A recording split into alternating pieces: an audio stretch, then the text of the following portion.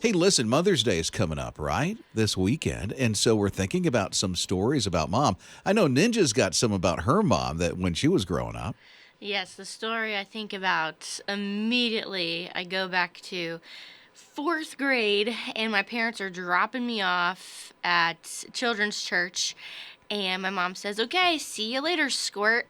And the guy's like, "Squirt," and writes Squirt on my name tag, and I'm so embarrassed the rest of the day. So you were Squirt the rest of the time there, huh? Yes, the rest of the time. But now that I'm older, I'm like, you can call me Squirt as much as you want. Right? What do you think you'll call your kid when Oliver comes into this world? Oh, we've already called him Ollie, Little Dude, Dude Man. Already have it. Got the name tags ready Yes. and everything. Well, thinking about those stories of your mom, I remember my mom when I was growing up, she would always bring us to this place called Weeki Wachee. I grew up in Florida, which if you know I wonder if you know where Weeki Wachee is. Weeki Wachee along the coast, they have manatees that are there. Biggest thing they're known for outside of their little 2-slide water park, that's all there was, is that it's by this huge spring and they do mermaid shows at Weeki Wachee, and my mom would bring us there every summer. Susan texted and said her middle name is Elizabeth, so her mom would call her Lizard Breath just to be funny. Lizard breath? Lizard Oh, Breath. I'm sure Susan loves that. Being called lizard breath. Pat is here at 800-447-7234. I heard Ninja talking about what they're going to call Oliver, and it just reminded me of my mom. She passed away 13 years ago yesterday morning, and it was the day before Mother's Day, so it's always hard at Mother's Day. Fortunately, the Holy Spirit prompting me to take out my phone the last day I was with her, and I recorded our last conversation. And she always called me Patty Wacky, a fun name for me. Have a recording of my mother's last conversation with me of her telling me that she loves me and calling me Patty Wacky. I love that you have that recording of her because you can pull that out whenever you want just to have that beautiful memory of your mom. What I'm looking forward to is my niece, Brittany, who just had her second baby. I have two great nephews, Micah and Jace, and they're respectively 17 and 3 months old. And they will never know their dad because my brother died before they were born, and my mom was gone before they were born. I'm the last of our family. And so I look forward to sharing that with them when they're old enough to understand what they're hearing. That's so beautiful that you have that for them, that your mom's memory will always live on and they're going to be able to hear her voice. I love that. Rob and Lizz. His morning crew. So we've been thinking about mom, and I was sharing a story earlier about how my mother, when we were kids growing up, would take us to this place in Florida called Weeki Wachee, which is where the mermaids are in the springs and they have these shows, and it's an amazing thing. They have this water park. Still today, it only has 2 slides and a little floating dock that you can swim to in that really cold water in Florida called Weeki Wachee. Ninja. Caitlin texted and heard your story about the manatees at Weeki Wachee and said she wanted to let you know that manatees actually pass gas to control their buoyancy. Well. So when they let the air out, they sink to the bottom and use their tails to push up. Well, I've been around manatees most of my life when I lived in Florida. I had no idea that's how they sink to the bottom. It didn't stink. Well, I never smelled anything, so this is from the My HISRadio app. Good morning, Rob and Ninja. I just got to know, how did we go from the nickname Squirt to Ninja? Hope y'all have a good day. Inquiring minds need to know. Okay, that is a good question, Ninja. How in the world did you go from a child having the nickname of Squirt to the one you have now of Ninja? Well, Ninja actually came not until college. Because I know jujitsu, and my boss at the time found out and started calling me Ninja, and it's kind of just followed me everywhere. So that's how that happened. So what I did not know was the jujitsu. Yeah. You can take anybody down in this place. I could. Yeah. So watch out. You will be our bodyguard now. Amy is here at 800-447-7234. Ninja's story about being called Squirt reminded me of my mom. When she was a teenager, her young niece, who was about 2 at the time, tried to call her Squirt. My mom was really little. She couldn't say Squirt, so it came out Kurt. And forever after that, she was called Kurt by her whole extended family, all of her nieces and nephews, even her brother and sister. Everybody called her Kurt. I'm not even sure some of them, the younger ones, knew her real name, which was Elizabeth. And I wonder how people thought she got that name that never met her before, but they heard everybody else calling her Kurt. I've had people ask, I mean, even if they were referring to my mom and dad, my dad's name was Earl, they would call him Aunt Kurt and Uncle Earl. Rob and Lizz. His morning crew. Ninja, our very own producer, is in for Liz this week. Let me tell you, going to movies, it seems like the movies are getting longer now. Is that just something that's just me, or is that everywhere? No, it seems like they're getting made longer and longer. Maybe they think it's cool. I don't know, but I'm not really a fan because I get bored.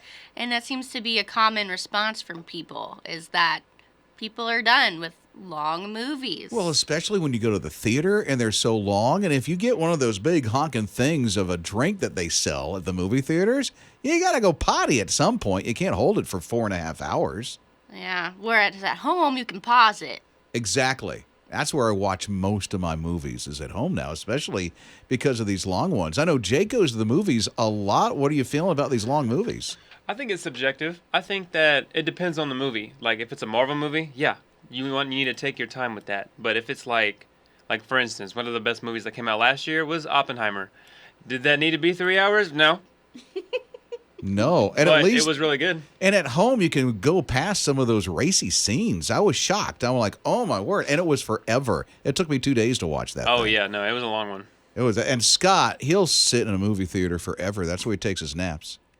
That's the problem with long movies for me. I'm afraid I'm going to get comfortable and fall asleep after paying big bucks for the movie tickets. So I like the movies condensed. Hour and a half, a little longer maybe, but that's about the sweet spot for me. I feel like that's all you need is 90 minutes, maybe 2 hours from time to time, but over 3 hours? I mean, some of the Marvel movies, I'll give that to Jake. I mean, I can get into a Marvel movie because the action is just so there and moving forward and nonstop. It doesn't feel like it's over 3 hours. At least that's me. Jake? Yes, and that has to do with pacing as well, because if it's like a snooze fest, yeah, it doesn't need to be 3 hours. Rob and Lizz. His morning crew.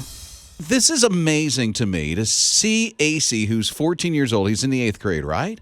Be able to park a school bus. And not because he wanted to. It just turned out that while he and the other students are in the back of the bus, the guy who's driving the bus has some medical emergency, literally passes out. AC, he's 14 years old, 8th grade, jumps up, runs up to where the driver is, pulls his foot off the gas, puts his hands on the steering wheel, hits the brake, and safely brings the school bus to a stop. Picks up his phone, checks the other students. He's talking to 911. Then he calls his grandma, who's a nurse, to see how he can take care of the bus driver. What an amazing young man to think so quickly like that and literally save the day. Rob and Lizz. His morning crew. So here is a shout out to the Anderson Career and Technology Center. They have culinary arts team, and they just were a part of the South Carolina Pro Start Invitational. There were, get this, 48 teams across the whole country that did this competition. And Anderson Career and Technology Center, their culinary arts team, they won first place. They won first place. Isn't that amazing? And here's the thing, too, is what they had to do was cook for an hour, a 3-course meal with no running water or electricity. And then they win the thing. I mean, that's absolutely amazing. So shout out to you guys. Rob and Lizz. His morning crew. So here's the thing. This young man is out and he sees this homeless person like right outside of a coffee shop. And he goes up and with what he had earned for his grades, he handed it over to this man. Now, this homeless man is named Matt. He actually is not homeless. He owns a multi-million-dollar business. As a matter of fact, there was a fire alarm that went off in his apartment building that he was in, or condo, so he had to evacuate. He was in his PJs, and his hair is all messed up, and it looked like he lived in the streets. Whatever he goes to sleep in, that was what he was wearing. He thought, I'm just going to go get some coffee while I'm waiting to go back inside, and they clear out this fire alarm, which was a false alarm to begin with. And so he forgot that as he's going to the coffee shop, he's standing outside, he forgot to pray. He starts his day with prayer. And so before he walked into the coffee shop, he's sitting there and he's praying. And that's where this young man saw Matt, thinking he was homeless, was in need, and gave him what he earned for his good grades. Well, Matt's like so touched by this, he brings him into a store and says, pick out anything you want. Isn't that pretty cool? From the heart of a young man who actually was taking care of people from his heart and then all of a sudden was blessed by it. Rob and Lizz. His morning crew. When it comes to planning a wedding, sometimes it's important to cut corners, figure out what's more important for the budget. I was in that shoe a few years ago. Yeah, because you had to cut a lot of corners, didn't you? I mean, that's Yes. what you and Dusty did. It was a beautiful wedding. Yes. And so this one couple, they decided the corner that they were going to cut was with the bouquet, the bride walking down with the bouquet. Instead of doing that, they had the bride walk down with their dog. Their dog? Their dog. I hope it wasn't a Great Dane. No, it was little Pomeranian, super cute, had a little tutu on her. And so I guess she kind of looked like a bouquet, but it was a live dog. How beautiful is that? So, because bouquets are what? They're a lot of money. They are expensive, but also it was also just a great way to have their fur baby be a part of their special day. Rob and Lizz. His morning crew. Here's a guy who just loves where he lives, loves what he does. As a matter of fact, he's lived in the same house since he was 31 years old.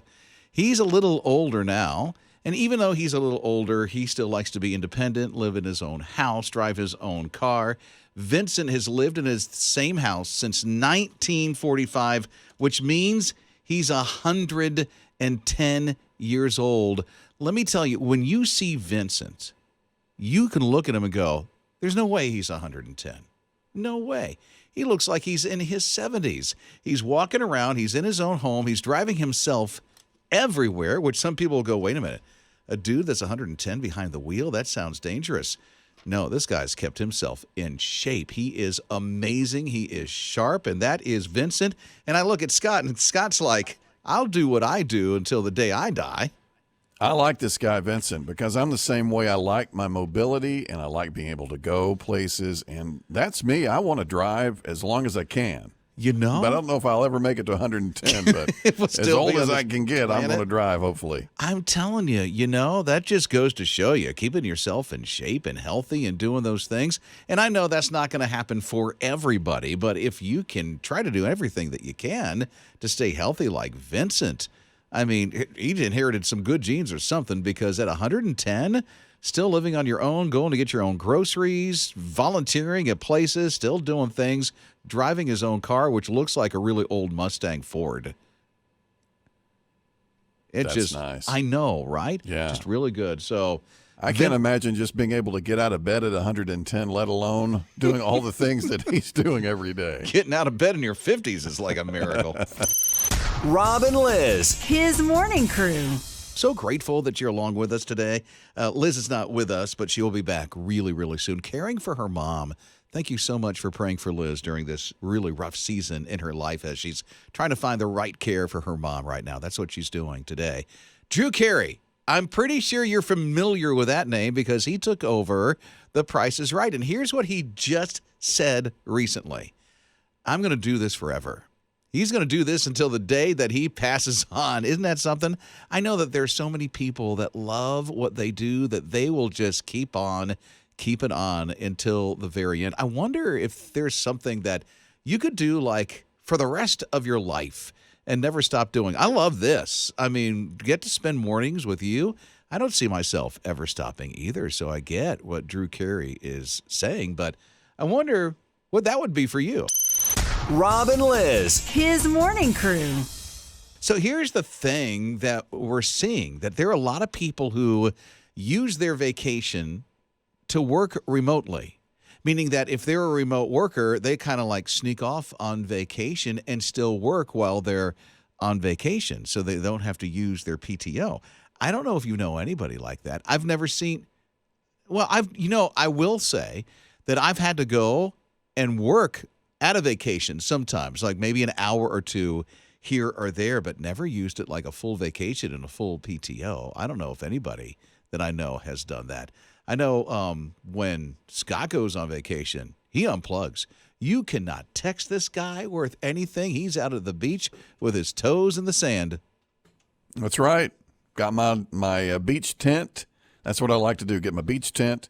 Got to get a little cooler with some drinks, some snacks, and just enjoy the surf. No laptop. No laptop, because usually where I go, I can't get a signal anyway. That's true, but some people have the hotspot on their phones now. That's so you true. can That's true. Connect that way. But I like to unplug. If I'm on vacation, I don't want to think about work. So here's one thing Scott does. Scott takes like weekend trips. So he'll leave on a Friday, come back on a Monday. So it's like a little 4-day vacation. I like that. Yeah. We don't go away too much like for long trips, but that way we can kind of maximize those weekends, those holidays, and stretch them out a little bit and then save some vacation for like the holidays. Okay. For Thanksgiving, Christmas. I feel like you're going to do that for Memorial Day coming up. I am. You got it. Plus, my daughter's graduating, so we're kind of going to turn that into a that's right. graduation, Memorial Day, long weekend. We've got some family coming in for that, so we'll celebrate and have a little extra time off. How in the world are you dealing with that, man? This is your baby girl. It's tough. I mean, you know, there are times when I wake up and I go, oh, my goodness, she is about to graduate, spread her wings, go to college, and I get those flashbacks of bringing her home in the carrier, putting her on the kitchen table, and going, what do we do next?